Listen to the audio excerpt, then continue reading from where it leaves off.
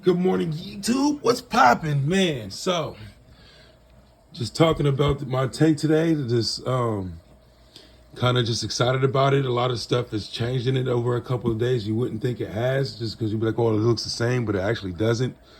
You can notice. First thing you notice is my plants are a lot greener since I took that horn wart out. So that YouTube video did help me with that because I was wondering why it was turning yellow. It was just from the they're allergenic plants. So there is a chemical that is released by this plant that kills off all the other plants in the tank. So you can see that that's clearing up. It's getting a lot greener. That was yellowing around the brown. The yellow has cleared up and starting to get a lot more green.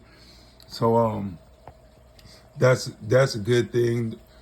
Another thing I found out about my tank is my pike likes to eat that plant. I don't know what it's called. I forgot it. I think it's like Nika plant or something.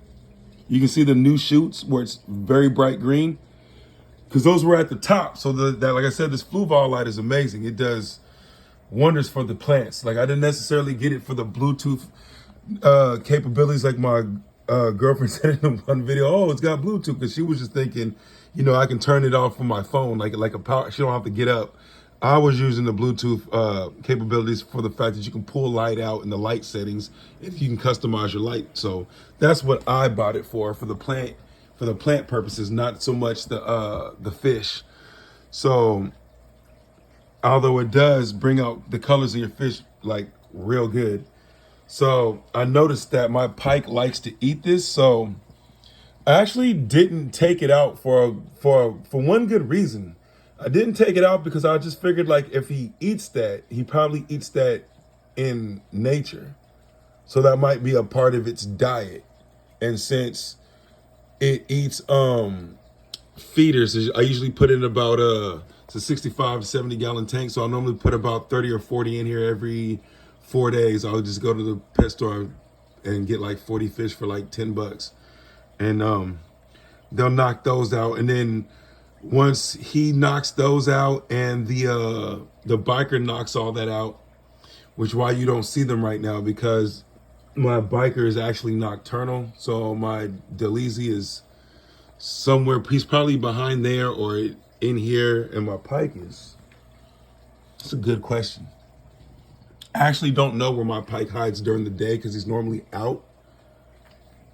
This is actually kind of weird not seeing my pike and seeing him out, because normally he usually is hiding somewhere because the pike he's super active during the day, which is why I have this plant here in the corner, because they're kind of skittish during the day. When they see you, they kind of like, they just stare at you. So I kind of just like hide behind here, this plant, and kind of just watch him. That's why he's just staring at me like, what's up? But yeah, so just still small stuff. My Anubis plant starting to take root and grow out. So it's getting greener. It's got some shoots coming out.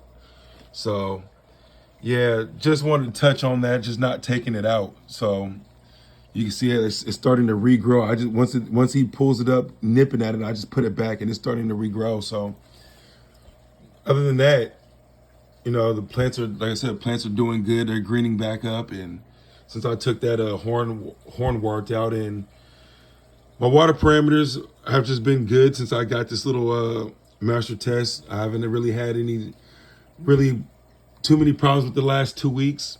The water being out of control. There's this one guy on YouTube that I do listen to. His name is Father Fish.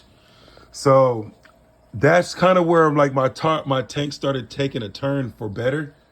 Is I just started paying attention to what Father Fish has to say. He's actually a biologist, and so he's not one of these people that are telling you, oh, you need to do the water change, and then you dump in water, like all that extra work for no reason. Like, it just made so much sense. And once I listened to Father Fish, like a lot of stuff has changed. Like I got natural sand off the beach. Like, he tells you to get natural stuff in your tank, stuff off like from the wild. Don't get all that plastic stuff out. Put plants in here. I'm thinking about getting CO2. Then I was thinking, do I even need CO2 if I have the right biology makeup? So Right now, just working on my biology makeup, just planting certain things in there that soak up the ammonia. Got stuff back there. Doing some more research on some other plants. Going to the beach today to get some actual, like this tank down here has nothing but sand. That sand actually came off the ocean. That's a freshwater tank with ocean for the microbes that's in it and beneficial stuff that's in it. Now, I've already done the water test. It's not salty at all. There has been fish in here that have lived. My red jewels have been in here. They're all in they're in a 29-gallon tank on the other side, just because they can't be anything with those red jewels, and those red jewels also have nothing but matter of fact, I'll let you see them. Yeah, there's sand in there, red jewels, ocean sand, not your pet store sand. They cost you $40 a pound. You know what I'm saying? This is ocean sand right off the beach. I was finna go get some to put in this one for the pike, and I just rinse it out. I just lightly rinse it, like I do rinse it. I don't get it from the top of the beach where it's dry. I get it closer to the water so I don't have the sand fleas and stuff in it. So I rinse it out a little bit and I put it in the tanks, and my tank seems to be doing fine and better. I did have one problem though. There is this one YouTube video out, if you see it, because I was having problems with this. My biological reel won't spin anymore. This one's starting to get the same way. The filters aren't in there right now just because I had treated it when my red terror has a spot on him. I think he had ick from when I fed him the feeder. All of a sudden he had a spot. So I took the filters out so your filters don't just basically make your ick basically useless, because you're filtering the medicine right out. So took the filters out. But there was this YouTube video that says to take sponge or a pool noodle, and now it's not pool noodle season. So I took sponge and I stuck it back there, and that sponge broke down that same day in my tank. I came home, my green terror was dead. So I don't have my green terror no more. Right on to that guy with the pool noodle idea and the sponge. Yeah, you know what I'm saying? Yeah, man. So yeah, don't do that. Not everything on YouTube you should listen to. Some of this stuff is just, people going day by day. Oh yeah, this worked. Yeah, but they don't tell you the fail. And that's kind of the reason why I do my channel the way I do it. You know what I'm saying? I know it's like a lot of videos to go through, but it's like I show you all my fails. And hey, look, I tried it on YouTube. So you don't even need to go through that. Like if your thing ain't spinning, just buy another filter. Don't go look into YouTube to see what other people did. If you're gonna see that pool noodle sponge idea, you're gonna put that sponge and that pool noodle back there. It's gonna break down and kill your tank. Don't do that.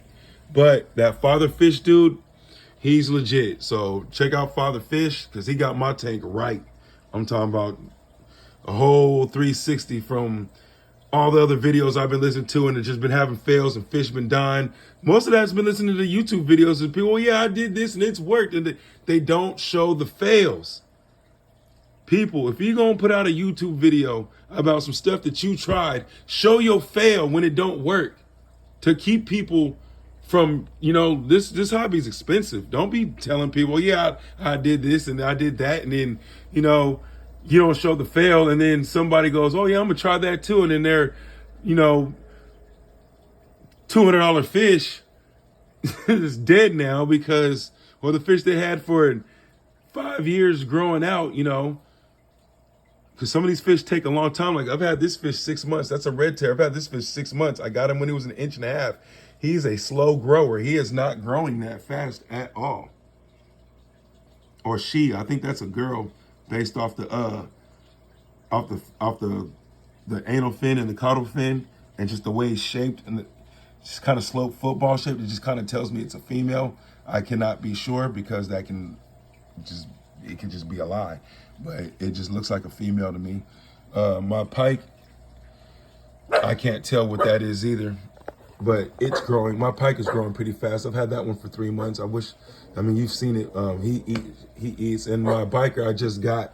So he just finally started eating live fish 2 days ago. So yeah, and then taking it serious with my water test. So I had, like I said, I had to go to the water, explain this a little bit. So in this booklet, it don't tell you, it tell you how to use it, and it's simple, but it don't tell you how to read this chart. So to keep it simple, depending on the kind of fish you want, I have cichlids. Mine showed up baby blue, so it's 7.6. When I did my high range, it showed around 7.8. I keep it between 7.8 for the simple reason that the biker is an African, the pike is Amazon, and my red tear is an Amazon. So I keep it around 7.8 just because Africans like it around 8. And so it gives them best of both worlds. That could also be a reason why my red tear isn't showing the coloration it probably should be, because the hardness, also because there's a pike in there, so it probably just doesn't want to be very vibrant. So my ammonia levels were 0. You don't want ammonia levels, which is the reason why I have other plants in there that soak up the ammonia. Your nitrate, you want it 0, and you don't really want none of this. But according to Father Fish, nitrites is actually food. So, that's kind of where you gotta kind of pay attention to what Father Fish is saying, because there's a video he has that's about don't do water changes all the time, and it made a lot of sense. So you gotta watch. It's a long video, so I'm not gonna go through it and try to quote him. But just if you find Father Fish and you see that video about water changes, pay attention to that. And this one you're gonna have, when you stir up, you're gonna have a little bit. Like mine was around here. It's somewhere between these two. You don't want it down here, but it was around here. So really having my tank showing here, there, and there, or here, my tank is pretty much perfect. And I haven't changed my water in about a week. So I'm about to do another water test right now. I'm not going to go through it and videotape and record it, because recording it's like another whole 5 minutes. One of the tests, you have to wait 5 minutes, and the other one, you have to wait 5 minutes. So you'll just be here another 10 minutes just waiting. This video will be a 20-minute video just waiting for the results to come through. So I'm going to end it short. But I just wanted to just kind of touch on just the fact that my tanks are doing a whole lot better. And check out Father Fish, man. Check him out for sure. Y'all take it easy and have a good day and a good weekend. Y'all take it easy, though. I'm finna do my water test.